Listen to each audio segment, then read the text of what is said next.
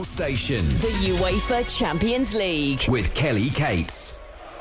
Hello and welcome to 5 Live Sport on an evening where we'll be remembering two key figures in English football. Long-serving Everton chairman Bill Kenwright has died at the age of 78. We'll be reflecting on his life and football career very shortly. Also tonight, Manchester United's players, staff and fans will pay tribute to Sir Bobby Charlton in their first home match since his death on Saturday. And fittingly, it's a big night of European football. We'll bring you commentary of their Champions League group match with FC Copenhagen from 8 o'clock, as well as the tributes to Sir Bobby Charlton ahead of kick-off. The fans have been asked to take their seats early tonight as part of remembering Sir Bobby Charlton. Also at Old Trafford for us, football correspondent John Murray, on what will inevitably be an emotional night for Manchester United. John, how are they planning to remember Bobby Charlton? Well, you're right, Kelly. It's so fitting, isn't it, that it's a Champions League night, a European Cup night, because Bobby Charlton's history is interlinked with this competition. It was after a European Cup night that the Munich disaster occurred, and it was winning the European Cup at Wembley 10 years later in 1968 that was such a huge part of what he achieved when he was at this club. This game itself would have meant a lot to him. It is a big European night. Well, it would, wouldn't it? Because Manchester United are in need of a result. 2 matches played in the group, no points. And they're playing Copenhagen, FC Copenhagen, Danish champions, top of the Danish league. But I know people will say, well, it's the Danish team. They can roll them over here. But at the moment, I don't think there are any certainties with Manchester United. And they've demonstrated in this group that they've got a little bit about them. And the Manchester United team tonight, Erik ten Hag has made 2 changes. So Varane and Reguilon have come back in. So 2 changes in the back 4. Evans and Lindelof are on the bench tonight. So the team is Onana, Dalot, Maguire plays again, Varane and Reguilon, then Amrabat and McTominay, then Anthony, Fernandes, Rashford and Højlund, who will be playing against the club where he started. And indeed his brother Oscar, one of his twin brothers, is on the bench tonight for Copenhagen, as is Jordan Larsson, incidentally, Henrik Larsson's son, among the substitutes for Copenhagen. John, for now, thank you very much. We will be back at Old Trafford very shortly. Arsenal also have a crucial Champions League group game away at Sevilla. That one also an 8 o'clock kick-off. Conor McNamara has the team news from there. Evening, Conor. Good evening, Kelly. Yes, there's one change for Arsenal tonight. Tomiyasu comes in place of Zinchenko. The Japanese defender came on to replace the Ukrainian at the weekend of the Premier League. They're up against a Sevilla team tonight, Arsenal, that have plenty of familiar faces, plenty of familiar names of the Premier League in the past. Goalkeeper Oyan Neeland, once of Aston Villa. Jesus Navas used to play for Manchester City. Boubakary Soumaré on loan from Leicester. Eric Lamela, ex-Spurs, is on the bench. So too the former Liverpool player Suso. So plenty of quality tonight in what should be a real test for Arsenal. Conor, thank you very much. Conor McNamara keeping us across everything that happens with Arsenal, and we will have all the build-up to Manchester United and Arsenal's matches later in the show. Couple of games already underway in the Champions League. In the early kickoffs, it's Galatasaray 1, Bayern Munich 1. That one taking place in Manchester United's group. Inter Milan, a 2-1 up against RB Salzburg in Group D, with Benfica and Real Sociedad to play later in the evening. We're also live on Final Score tonight on the Red Button, the iPlayer and the BBC Sport website and app.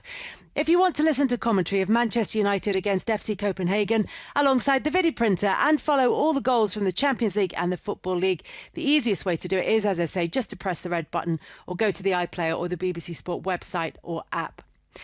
Let's head back then to Old Trafford, where fans have been arriving for a while now. I'm sure you've been able to hear them in the background. They're paying their respects to Sir Bobby Charlton. BBC Sports correspondent Katie Gornall is outside for us. Well, I'm here standing, looking up at the face of Sir Bobby Charlton, whose statue, many will know, stands here as part of the United Trinity alongside George Best and Dennis Law here at Old Trafford. Thank you to Katie Gornall describing the scenes outside Old Trafford this evening. BBC Radio Manchester's Joe McGrath has been speaking to some of the fans who've gathered outside the ground.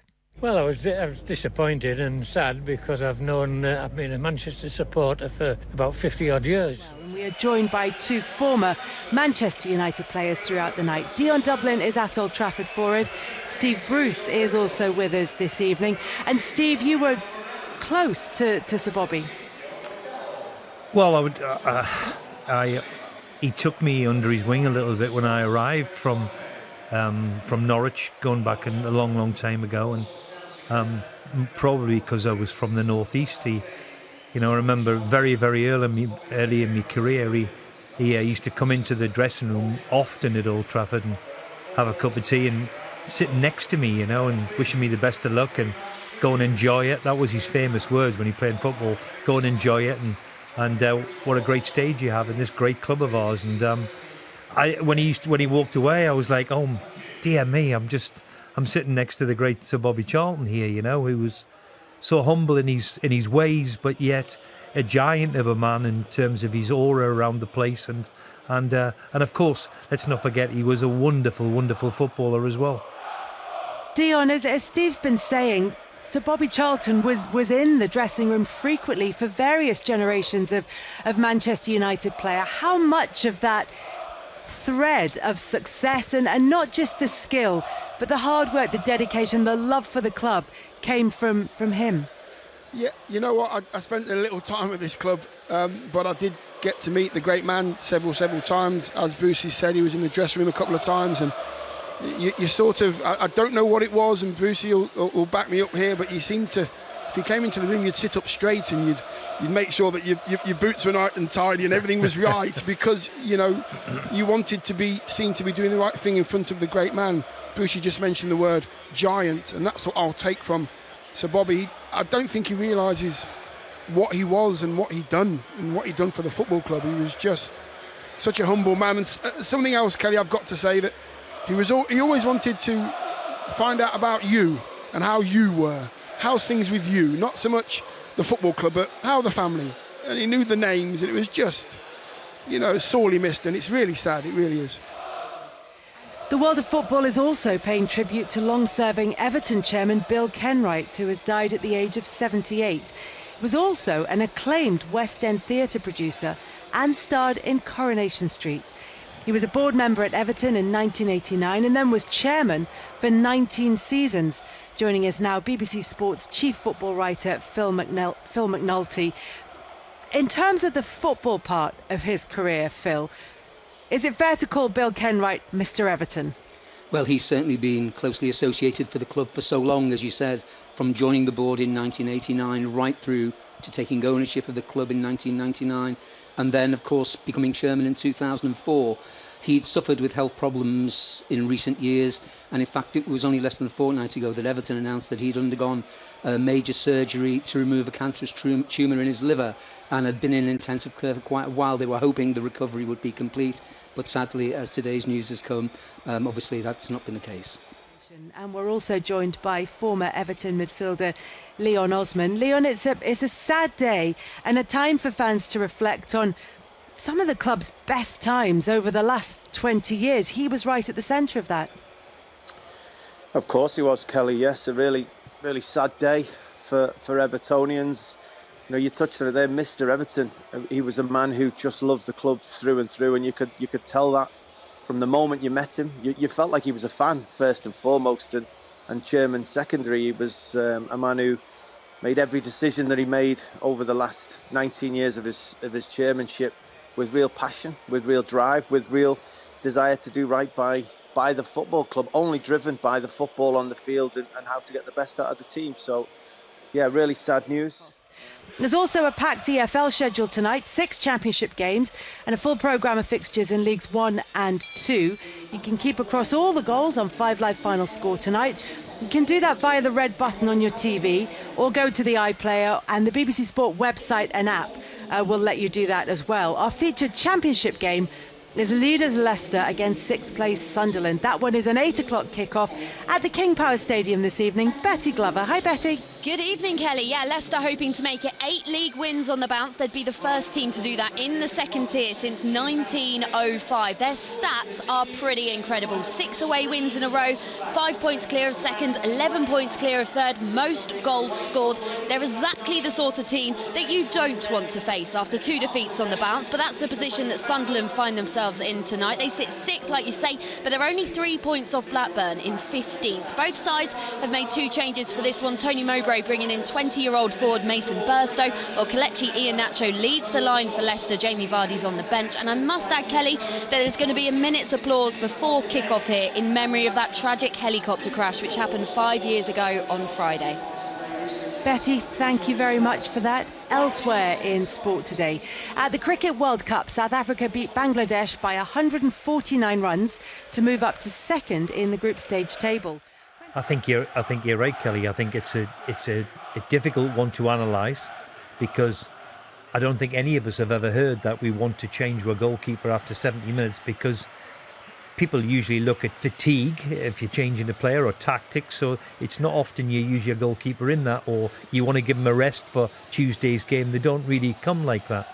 As we said, there were 2 Champions League games kicking off at 5:45. John Bennett, that game between Galatasaray and Bayern Munich that we just mentioned is one that might actually end up helping Manchester United, because if Bayern pull away in the group, it might just be a little more comfortable to try and qualify in second. Yeah, hi Kelly. I think that's right, but Bayern Munich slightly fortunate tonight. The Turkish side were excellent. Bayern weren't at their best, but the Germans in the end got the job done, and it was thanks to Harry Kane. As you said, finished 3-1 against Galatasaray, 1-1 at half-time.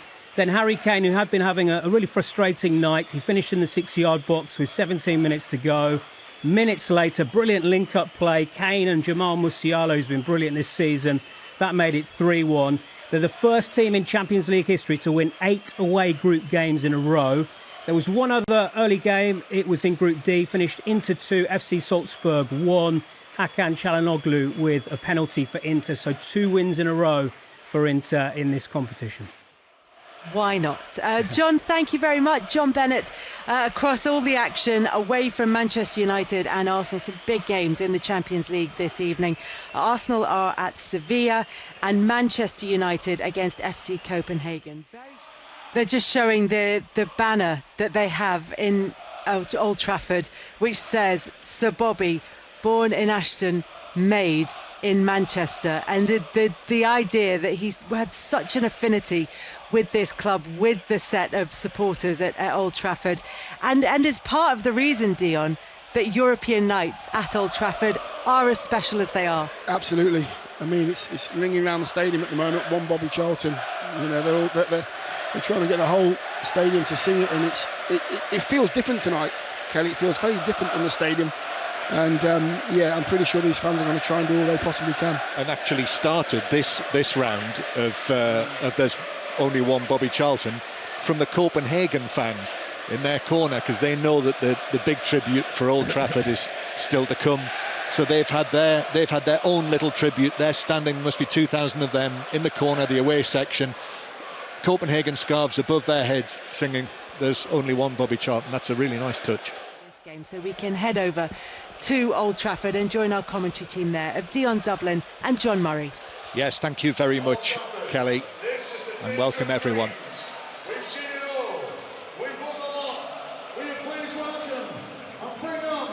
Manchester United.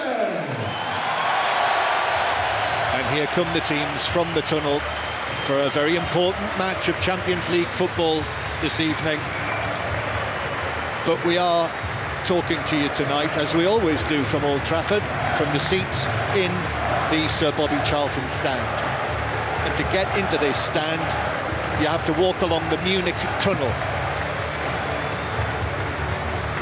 And before the match tonight, we will have a very special tribute to the great man, one of the greats, Sir Bobby Charlton, who certainly has a claim to be Britain's greatest football player. The teams walking out side by side, the captains with pennants in hand. Bruno Fernandes reaches the halfway line. Manchester United in the red tracksuit tops. And FC Copenhagen, the Danish champions, in dark blue as they line up on the other side of the halfway line. We will have the Champions League theme as they line up, but this is all building towards the minute's silence, which will come just before kick-off. The coaching staff for the two teams are making their way along the side of the pitch, but not yet Erik ten Hag, because he is an important part of the ceremony that we will witness in a few moments' time.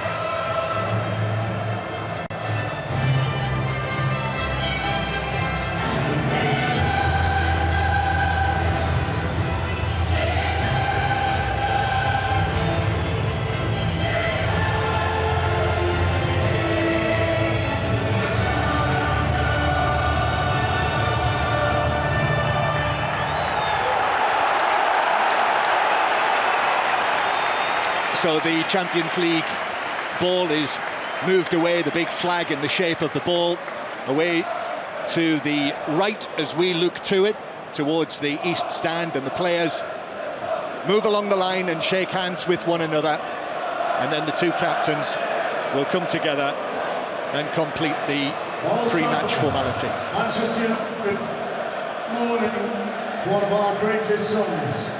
Sir Bobby Charlton was a hero to millions, not just in Manchester or the United Kingdom, but wherever football is played around the world. He played 758 games and scored 249 goals for United, winning 3 league titles, the FA Cup and European Cup. For England, he won the 106 caps, scored 49 goals, and won the World Cup in 1966.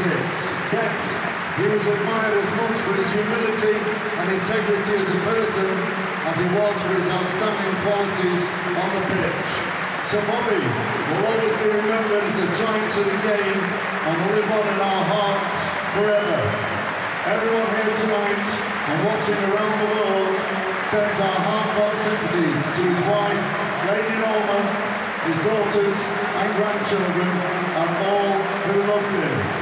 In a few moments, our manager, Erik ten Hag, former teammate Alex Stepney, and new team captain Dan Gould will take to the field to lay a wreath in the centre circle. And that list of achievements, that might possibly never be equalled by anyone on a football field.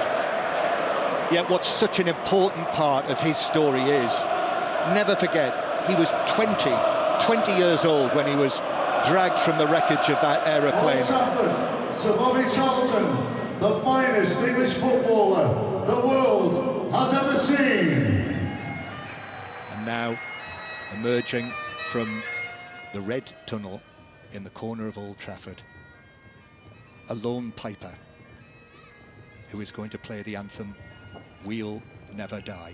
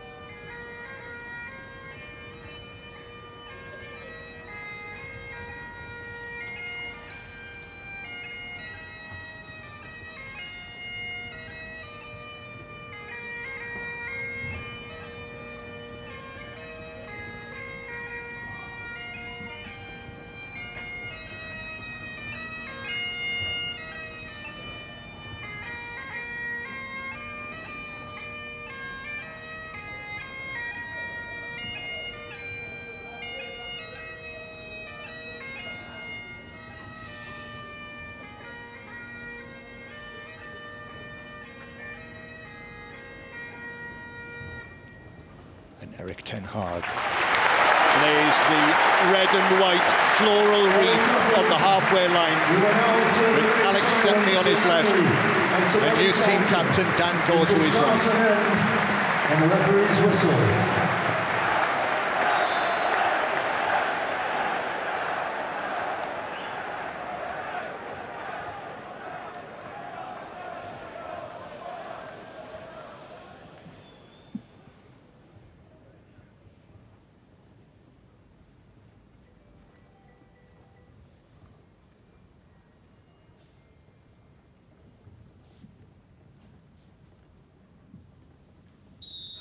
Old Trafford, there is only one, Bobby Charlton. Well, he was born in the northeast of England, in Ashington, in Northumberland, but Bobby Charlton became a man of Manchester, more specifically a man of Manchester United. And Eric Ten Hag is now carrying that red and white floral wreath, red roses, white lily of the valley, and he reaches the halfway line, and that wreath will be laid in front of the dugout down below us. And there is also, as the Piper makes his way off the field, there's another wreath similar to that sitting on Bobby Charlton's seat to our left in the director's box, and the note on it reads, "Loved, adored, never forgotten, thank you," from the Manchester United family. But as Sir Bobby Charlton would very readily acknowledge, Dion Dublin, the show goes on, and it's a Champions League show, and Manchester United are up against it in this group. 2 matches played, no points, and the Danish fans, Copenhagen, the Danish champions, with 1 point from their 2 matches so far. They've taken the lead in both matches they've played. Their supporters have been a part of this, and they are bouncing up and down in the stands in the corner. What a contrast to the sombre scene that we've just witnessed inside the stadium. Yeah, and you know, they're playing their part tonight. They were singing along to "There's Only One," Bobby Charlton, and it's great to see them enjoying themselves as well. The big game. So Bobby's looking down tonight, saying, "Get back to work, lads. It's a job to be done." Manchester United 0, FC Copenhagen 0 is the half-time score here at Old Trafford. John Murray, Dion Dublin, thank you very much. Steve Bruce is also with us. We'll get his thoughts shortly. But Steve Bruce, fair to say that wasn't the game that you were expecting to see from Man United's point of view? I think they'll be bitterly disappointed of what the performances. I mean, they haven't moved the ball quick enough. They haven't. You're right in the word you used, disjointed, because for me the balance of the team. I mean, we haven't seen Bruno Fernandes in the game at all, who's arguably United's threat from the midfield area to make things happen. But we haven't seen really any of it. They must play quicker. They have to up the tempo. They have to move the ball quicker. Conor, thank you very much. John Bennett is across everything else in the Champions League, and Arsenal only managing to shade it with that late goal in the first half, John, and there's not been many goals anywhere in the Champions League in the 8 o'clock kickoffs. Only 1 goal in the 4 games that I'm watching, and it's in Group C. Braga 0, Real Madrid 1, a goal from Rodrigo, set up by fellow Brazilian Vinicius Junior, sliding finish on the 6-yard line. He's on loan from Chelsea. In Arsenal's group, in Group B, really poor game. Last 0, PSV Eindhoven 0. PSV missing one of their key players, Noah Lang, and it shows. They've won 9 out of 9 in the league this season, but still waiting for their first Champions League win of the campaign. Coming up, we'll have second half commentary of Manchester United against Copenhagen. No goals as yet in that one. We'll keep you up to date with Arsenal's game at Sevilla as well, where they're leading by 1-0, and we'll start our build-up to the Rugby World Cup final after the BBC News with Anna Preston. Listen on BBC Sounds. This is BBC Radio 5 Live. President Biden says humanitarian aid for Gaza ends. And that's the latest news on 5 Live. The natural world continues to surprise us. On BBC iPlayer. This is 5 Live, your football station. The UEFA Champions League. With Kelly Cates. Second half commentary from Old Trafford coming up very shortly, and we're just 4 days away from the Rugby World Cup final. Defending champions South Africa faced New Zealand on Saturday night. There's commentary from 8 on 5 Live.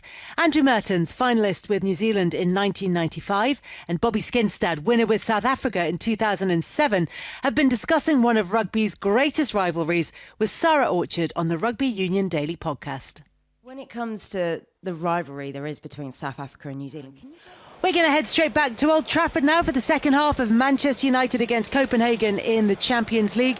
Regular updates from Sevilla against Arsenal. Arsenal 1-0 up thanks to a late goal in the first half from Gabriel Martinelli, but still goalless at Old Trafford. Taking you through the second half and with news of a change for Manchester United, Dion Dublin and John Murray. Yes, thank you, Kelly. Welcome back. Manchester United 0, FC Copenhagen 0. The ball's out for a corner. I'm not sure whether that's it. It is, that's it. The final whistle goes. That was the last action of the match. Onana diving to his left to make the save. Well, he's made his mistakes in his young Manchester United career. Andre Onana, the goalkeeper. But that's a big one. That's crucial. And that's lift-off for Manchester United in this Champions League group.